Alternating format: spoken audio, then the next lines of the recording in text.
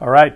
Good evening, ladies and gentlemen. Here we are for episode number 38 with the Yankee Tea News and the Greenwich Stanford Tea Party Patriots. So this evening we got a few things to go over. Looking for a highlight. The main thing that we're going to need to discuss, of course, is going to be what's happening in the markets. Now, I don't pretend to be an expert, but as an amateur investor, have a few things to say on the subject. Meantime, I think the most important phrase that has been coined for this week comes from, that's right, yet another liberal activist. Don't we just love them? So it's Barry Weiss with Bill Maher, and she's talking about how she's done, she's had it, she's over the whole pandemic thing. She's just not there. Okay, so she comes up with a really cool phrase. Instead of talking about the pandemic of the unvaccinated or the pandemic of the vaccinated, we talk about the pandemic of the bureaucracy. What a wonderful phrase, don't you think? I mean, what better describes the ongoing, overwhelming, overweening stupidity and arrogance of people like Tyrant Lamont and others in imposing these pointless rules and regulations. You know, for example, it's been shown that if you compare a state that has no mandates in masks, that would be Texas, with a state that does, like California, well, guess what? The higher rates of infection and hospitalization are in California. The problem is we've seen this data before, yet nobody focuses on it, nobody connects any dots. It's really amazing. So anyway, Barry Weiss, thank you for the pandemic of the bureaucracy. All right, now our second item here, it's a little tricky. I'm going to throw out the second part first. Connecticut state payroll in 2021 hits a record high of $4.9 billion during the pandemic. Well, how did that happen? During the pandemic, weren't people staying home? Weren't they, maybe working less? But no, in the state of Connecticut, somehow, magically, they've earned more money than they ever did before. So this is a comment on the government unions and union workers in general. I don't think there's really been an investigation, but it's worth looking into. Meantime, my op-ed piece, which will be posted, is Connecticut is more important than you think. Now, I start out by, just looking at a brief history of Connecticut. But the thing I would want to focus on more than anything else is the quiet sea change this state has undergone. All right, we have gone from being a state that was the envy of other states in terms of our capacity for manufacturing, innovation, engineering, you name it. Through the 20s and 30s, get this, Connecticut had the second highest number of patents awarded per capita in the nation for individual inventors. Second highest in the nation. What's going on here? This tiny little state was clearly a hotbed of innovative activity. Well, I think it's worth noting that over time we kind of slipped from those rankings. At the same time, that starting in the 30s, the Democrats took a very determined approach to turn Connecticut blue. It took them about 40 years, but they did it.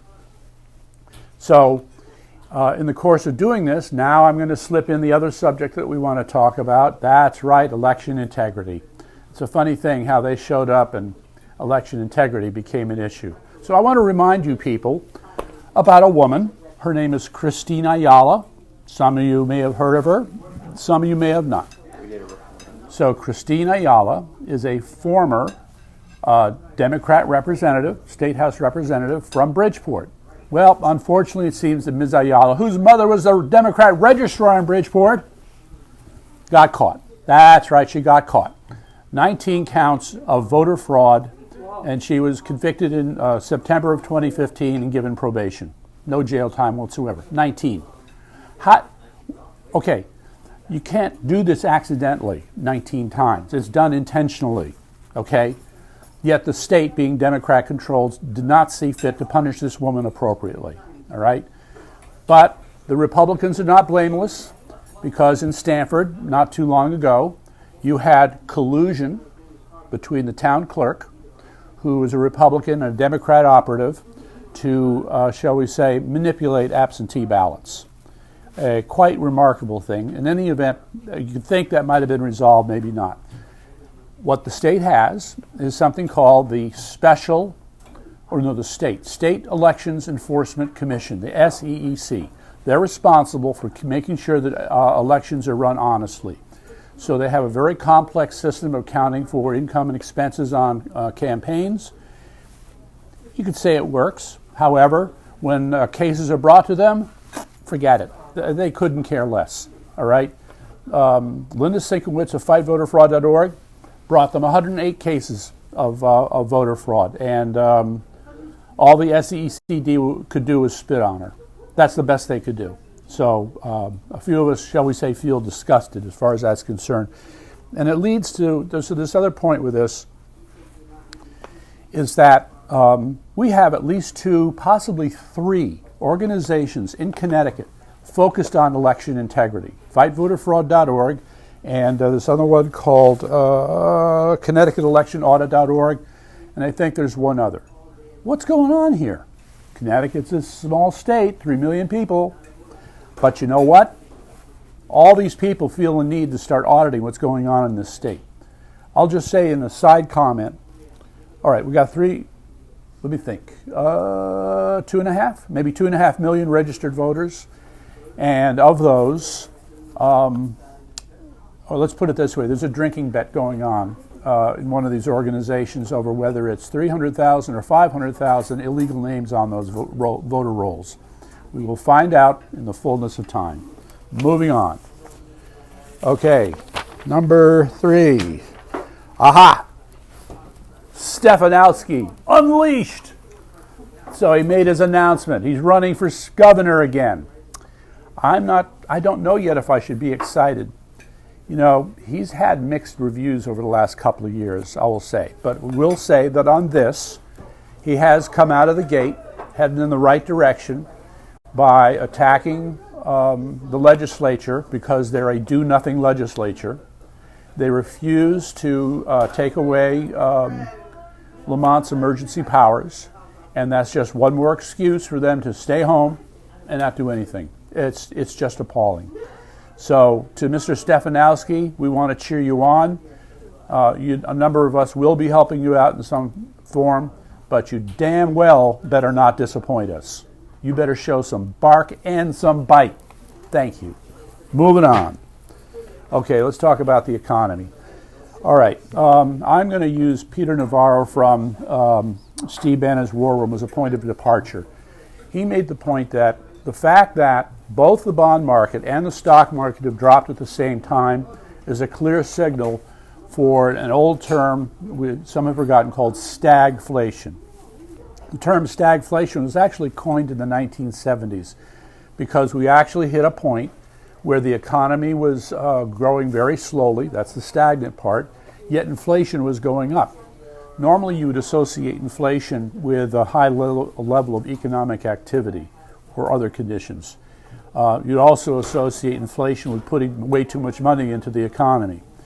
So this combination is worrisome. And, as an investor, I sit down and try and figure out, what kind of correction are we looking at? It's just my opinion. Do not take my advice. I'm not offering any advice. This is just one man's point of view. But I think that the fact that, how do we want to put this? There's been a shift in how people value companies, okay? The changes in the bond market are a factor. The fact that the Fed plans to take away quantitative easing is going to do rate hikes, and they're going to start chipping away at that $9 trillion balance sheet of theirs, are all clearly going to work against the stock market. So the smart money is going to look at this and say, well, there's some other level that constitutes fair value for the market. 6 months ago, that so-called fair value was up here. With the Fed intervention, now suddenly it's going to be down here somewhere. Well, where is that? That's what I and others are trying to figure out. So take it for what it's worth. All right, moving on. Okay, so on Sunday, we had a great little march in Washington. I wish I could have been there. Couldn't get there. but a number of anti-vaccine mandate activists showed up. There's some great speakers there. I was told about one named Richard Ursa, who's an ophthalmologist, and he gave a very rousing speech. Robert F. Kennedy gave a very strong speech. And this article that I read certainly gave you the sense that the audience was very diverse in terms of his points of view. Everybody had a little different take on things. So that, take it for what it's worth. That's both good and bad. I'm going to be watching these videos when I get a chance and be reporting on them. I'd say that this is just one. Remember also that this was one of 180 protests around the world in other cities as well. So what comes out of it, I'm going to be on it. Now, from Greenwich, oh my goodness, there is a long-standing woman of high opinion. Her name is ALMA RUTGERS, being well trained in the art of writing. Thank you, Columbia University. She had a few thoughts to share about the Greenwich Patriots. Too bad her opinions were, tangled, perhaps a little misguided. I wish I had a good pull quote for her here, but there really isn't one. She tries to recite what's happened with the Greenwich RTC. This piece, I'll have a follow-up. This piece, for all intents and purposes, is a hack job, when it comes to political analysis, political commentary, or political opinion. It's like she wrote, went up to get some coffee, came back and scribbled a few more things, then she got a drink of water, came back, scribbled a few more things. It's really, and then, because it's ALMA RUTGERS, they said, sure, we'll go ahead and publish it, but it was just terrible. Okay, number 7. Representative Michael McCall predicts the Chinese invasion of Taiwan after the Winter Olympics. Now, I have several reactions to this, but the historical point that is most worth noting here was back in 2014. We had the Winter Olympics where? In Russia, right? It was, if I can find it, yes. In 2014, Russia began moving regular troops and special forces into Crimea on the final weekend of that year's Winter Games. Final weekend. All right. Well, he's picking up on a lot of aggressive activities by the Chinese communists in the South China Sea, around Taiwan, and in other areas. So take it for what you will. My reaction is, from all the things that I read, is that the American military, as well as our economic relations with China, give us more aces up the sleeve in dealing with China. They can be stopped. The question is, will the very compromised and corrupt fake President Biden do it? Well, let's go, Brandon. Okay. Next. There's been a lot of fighting here over election integrity. What happened in the 2020 election?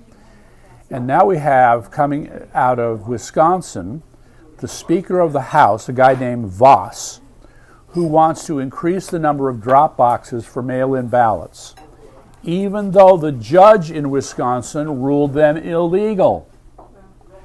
You got to ask yourself, what the hell is going on when people have obvious things in front of them that tell them what they can and can't do, and they ignore it? So, and in the event, I just had to share this with you. It's wrong. He shouldn't be doing it. He's doing it. Maybe somebody else will stop him. Let's go. All right. Commie of the Week. Oh, boy. I don't understand why I didn't get to this guy more quickly. Chris Murphy. Oh, my goodness. Other commies of the week that I brought up, the information on them is a little sketchy. You can't really say for sure, yeah, he's an out-and-out communist. Not so with Mr. Murphy. Not so at all. Oh, my goodness. His bio as a good communist is remarkable. Let me just share a few. He has a staffer named Maxwell Goldman, who is a member of the Communist Party USA. He's a senior outreach assistant for Chris Murphy. I guess he probably proselytizes while he's reaching out. And there's the Justice Forum. There's the Young Communists. Let's see. Then backing Tony Harp, another communist. Okay. His positions on immigration reform. And let's see, what else? Pro-communist backed launch. There's been quite a few of those. So everywhere that, say, Rosa DeLauro showed up, Chris Murphy was there. It's kind of related. There's the Working Families Party. Some may have heard of them in Connecticut. So that's another one to keep in mind. Meantime, okay. Phony coronavirus fear videos were used as psychological weapons to bring America to her knees. Now, you probably remember in February and March of 2020, pictures of people like falling on their faces, crashing through barriers. Every bad thing that you could imagine was happening, and people were like, oh my God, what is this? And so, coupled with the videos, of course, we got the messaging that this this virus is pretty bad. And so one should not be surprised that you had quite the range of opinions about what was really happening. So, the send-off for this story, the link's up for this as well. It's a long one. Absolutely, you got to read this. Supposedly there was a study done by Russians about propaganda and how to convert people's attitudes. And what they learned was that if you take a fear message and you just keep repeating it, pumping it out, keep going, keep sending out that fear, and more fear, and more fear, it eventually takes its toll on people's minds. And then you're in a position to be able to control them. So, I don't know, this kind of looks like that when you consider it. All right, the last send-off is there was a book. Last night on Mark Levin, there was a interview with Peter Schweitzer, who wrote a book called Red-Handed. So his is a compilation of all the corruption that has gone on with Biden and everybody else. The key takeaway phrase is elite capture. All right, elite capture. Communist Chinese officials would go around to people they identified as key, sit down, talk with them, try to make friends with them, all those good things, and then find out who they could corrupt. And you want to know what? Later on, some of these officials laughed and boasted because they said, we were surprised at how easy it was to corrupt these American officials. So there's your parting thought for the evening. You got to get the book. Thank you very much.